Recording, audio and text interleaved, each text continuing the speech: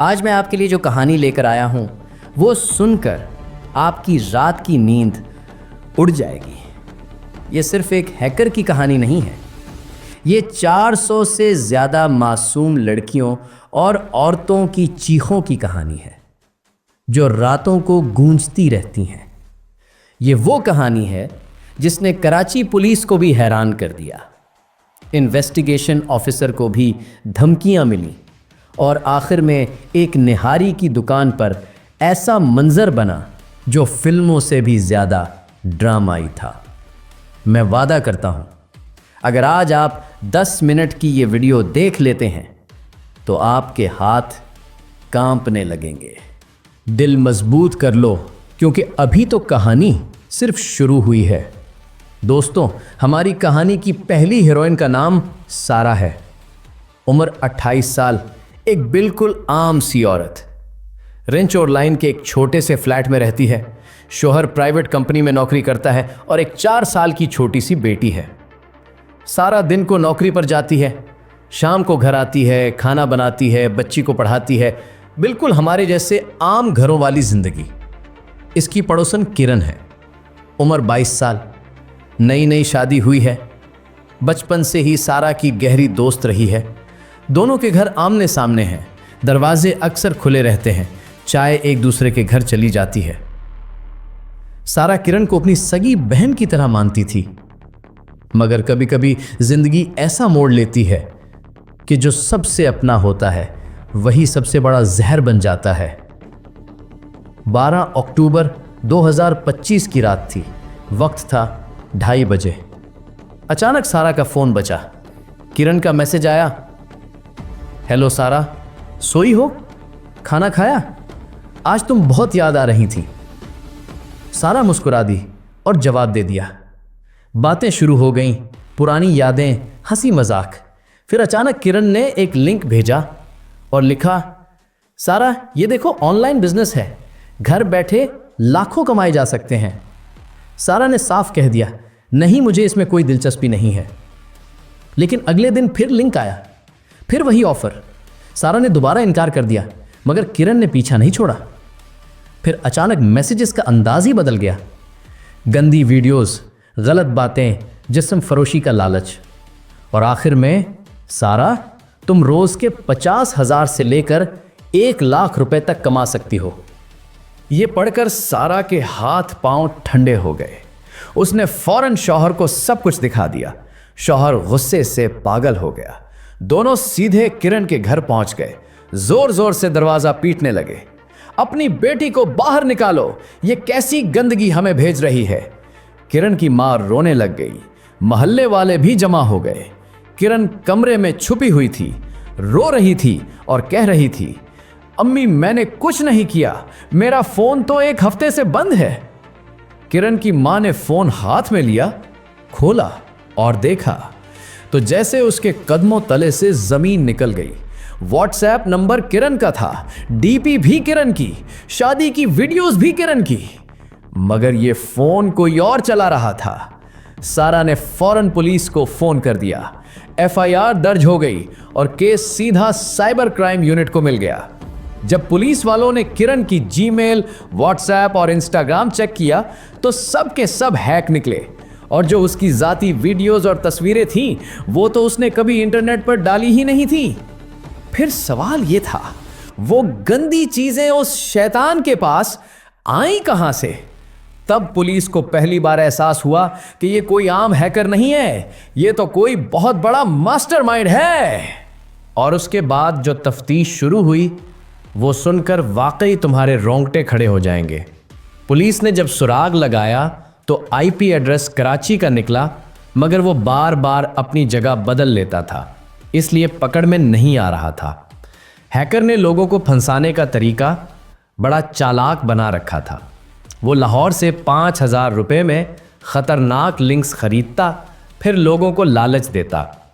जैसे ही कोई लिंक पर क्लिक करता, उसकी जीमेल, व्हाट्सएप और पूरा फ़ोन हैक हो जाता। फिर वो फ़ोन से सारा ज़ाती डेटा निकालता और ब्लैकमेल शुरू कर देता।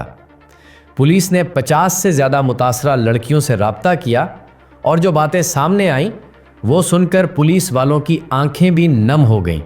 एक लड़की ने कहा, सर वो मुझे कहता था 10 लाख रुपए दो वरना तुम्हारी वीडियो पूरे मोहल्ले में वायरल कर दूंगा। एक माँ रोते हुए बोली, सर मेरी बेटी ने खुदकुशी की कोशिश की थी, प्लीज़ इसे बचा लें। पुलिस को जब पूरी हकीकत का अंदाज़ा हुआ तो पता चला कि इस एक हैकर ने 400 से ज़्यादा लड़कियों और औरतों को अपना शिकार बनाया था। कोई तालिबा थी, कोई नौकरी करने वाली, कोई घर में रहने वाली औरत, सबकी निजी ज़िंदगी उसके फ़ोन में कैद हो चुकी थी। अब पुलिस ने पूरा मंसूबा बनाया। सारा से कहा गया, तुम इससे मिलने के लिए तैयार हो जाओ, हम जाल बिछाएंगे।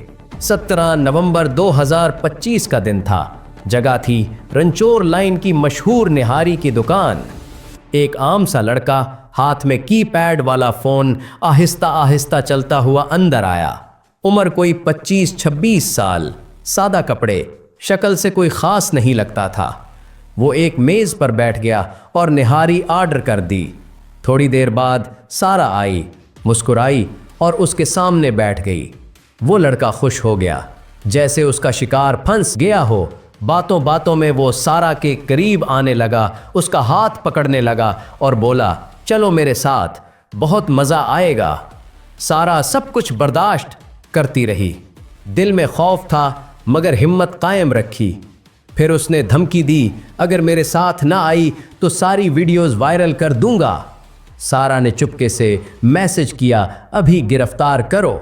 और फिर चंद ही सेकंड में सादा कपड़ों में पुलिस दुकान के अंदर घुस आई। हर तरफ से उसे घेर लिया गया, हाथ में हथकड़ी डाल दी गई। उसकी पहली आवाज़ ये थी, सर मैंने कुछ नहीं किया, ये खुद मेरे पास आई है। मगर जब उसकी जेब से एक दूसरा एंड्रॉयड फ़ोन निकला तो पुलिस वालों के हाथ भी कांपने लगे।